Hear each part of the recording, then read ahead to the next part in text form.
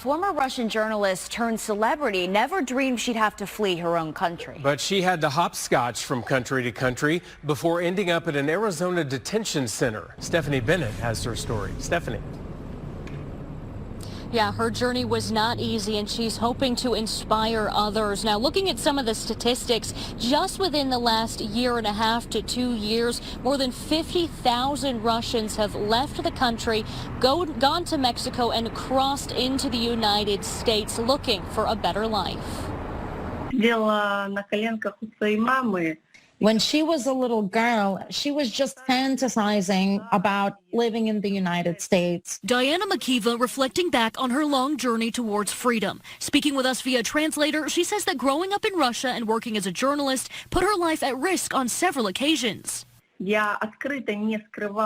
While she was in Moscow, continuing to write articles opposing the Russian regime and the operation of Russian government, she was constantly receiving threats of death. Diana says she became a target. Forced out of her profession, she moved to Ukraine, where she continued her journalism career. But a few years later, moved back to Moscow when the invasion of Ukraine began.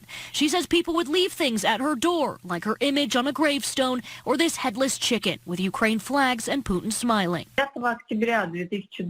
She already decided that her being in Russia is completely unsafe and life-threatening. She flew to Istanbul, Turkey, then Mexico, where she crossed the U.S.-Mexico border and was arrested, ending up in a detention facility in Eloy, Arizona, where she was held for around a month. Claiming political asylum, she was eventually released to an aunt in New York, where she currently resides. According to U.S. Customs and Border Protection, in fiscal year 2022, more than 21,000 Russians crossed the U.S.-Mexico border, including about 25,000 Ukrainians. So far this year, that number has spiked to more than 33,000 Russians, but only 140 from Ukraine. For now, Diana says she looks forward to the future.